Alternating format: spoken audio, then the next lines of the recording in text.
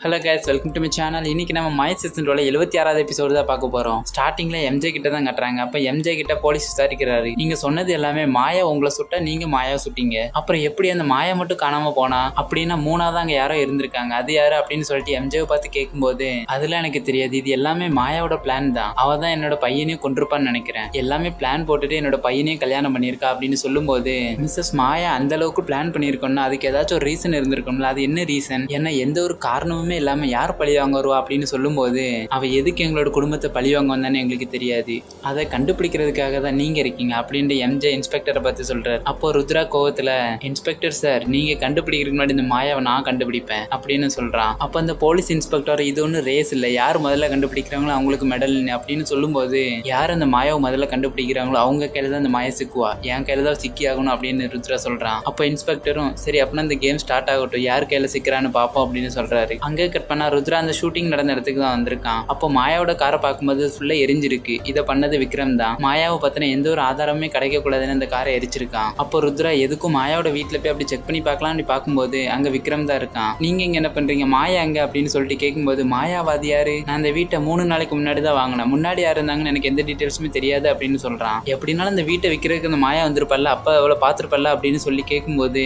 இல்ல, ஹவுஸ் புரோக்கரை வச்சு தான் நாங்க பேசி முடிச்சோம் அப்படின்னு சொல்றான். சரி நீங்க உள்ள வாங்க, வந்து டீ குடிச்சிட்டு போங்க அப்படின்னு சொல்லிட்டு கூட்டிட்டு உள்ள வைக்கிறான். விக்ரம் காஃபி போட்டுட்டு இருக்கும்போது அவன் மாயாவை எப்படி மீட் பண்ணா அப்படின்னு சொல்லிட்டு அவனோட மனசுல நினைச்சு பாக்குறான். எம்ஜி மாயாவோட குழந்தைய அழிச்சு சாக்கடையில தூக்கி போட்டிருப்பார்ல, அப்போ மாயா சாக்கடையில இருந்து வெளியே வரும்போது ஒரு கார் அடிச்சிருக்கும்ல, அந்த கார் தான் விக்ரமோட கார். அவன் தான் மாயாவை காப்பாத்தி அவனோட வீட்டுக்கு கூட்டிட்டு போயிருக்கான். மாயா அப்படியே கண்முழிக்காம இருந்ததால இவன் மாயாவோட பக்கத்துல உட்காந்து பகவத்கீதையோட புக் எல்லாம் வாசிச்சுட்டு இருக்கான். அதனாலதான் மாயா எப்போதுமே பகவத்கீதையோட டைலாக் எல்லாம் சொல்லுவாங்க. அதனாலதான் அவங்க கிருஷ்ணரையும் வேண்டுவாங்க அதிகமா. அப்போ ஒரு நாள் மாயா சடானா எந்திரிச்சு யாராச்சும் காப்பாத்துங்க இந்த எம்ஜே கிட்ட இருந்து அப்படின்னு சொல்லிட்டு அழுகிட்டே கதவு தட்டுறாங்க. அப்ப அங்க விக்ரம் வரான். அப்போ மாயா விக்ரம ஹக் பண்ணிட்டு ப்ளீஸ் என்ன காப்பாத்துங்க அவங்க கிட்ட இருந்து அப்படின்னு சொல்லிட்டு கதறி அழுகுறாங்க. அப்போ விக்ரம், நீங்க எதை நினைச்சுமே கவலைப்படாதீங்க, உங்களை யாருமே எதுவுமே பண்ண முடியாது, நான் உங்க பக்கத்திலே தான் இருக்கேன், எந்த ஒரு ஆபத்துமே உங்ககிட்ட நெருங்க விட மாட்டேன் அப்படின்னு சொல்றான். அப்ப விக்ரம் அவனை பத்தின எல்லா டீடைல்ஸுமே மாயா கிட்ட சொல்லிட்டு சரி இப்போ உங்களை பத்தி சொல்லுங்க, உங்க பேர் என்னது அப்படின்னு சொல்லிட்டு கேட்கிறான். அப்போ மாயா அவங்களோட மனசுல அந்த எம்ஜே பண்ணதுக்கு நான் அவரை கண்டிப்பா பழி வாங்கியே ஆகணும், இப்ப என்ன பத்தின உண்மைகள் எல்லாத்தையுமே இந்த விக்ரம் கிட்ட சொன்னா என்னால பழி வாங்க முடியாது, நான் இந்த விக்ரம் யூஸ் பண்ணி தான் ஆகணும், என்ன மன்னிச்சிரு விக்ரம் அப்படின்னு சொல்றாங்க.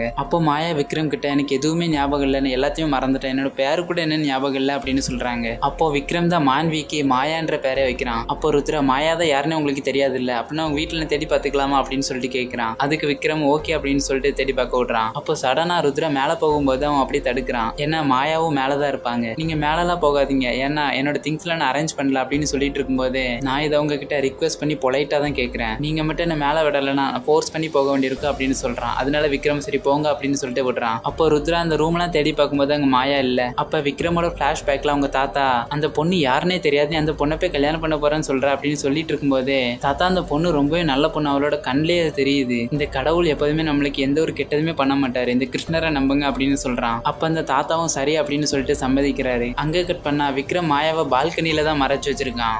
அப்ப விக்ரமோட பிளாஷ்பேக்ல சிசிடிவி கேமரா மூலமா ருத்ரா வரதை பார்த்துட்டு மாயாவை மறைச்சு வச்சான். அப்போ சடனா ருத்ராவும் பால்கனிக்கு போறான். அதை பார்த்து விக்ரம் அப்படி ஷாக்கிங் ஆறான். மாயா ருத்ராவோட சைடுல தான் இருக்காங்க. ருத்ரா சைடு பார்க்காம அப்படி நேராவே பார்த்துட்டு நீ எங்க தான் இருக்க மாயா அப்படின்னு சொல்லிட்டு கோவத்துல சொல்றான். அப்போ சடனா மாயாவுக்கு முழிப்பு வருது. அவங்க அப்படியே ருத்ராவோட காலை மட்டும் அப்படி பாக்குறாங்க, அவனோட ஷூவை. அதோட இந்த எபிசோடு முடியுது. இந்த வீடியோ உங்களுக்கு பிடிச்சிருந்தா லைக் பண்ணுங்க, கமெண்ட் பண்ணுங்க, ஷேர் பண்ணுங்க, அப்படி மறக்காம சப்ஸ்கிரைப் பண்ணுங்க.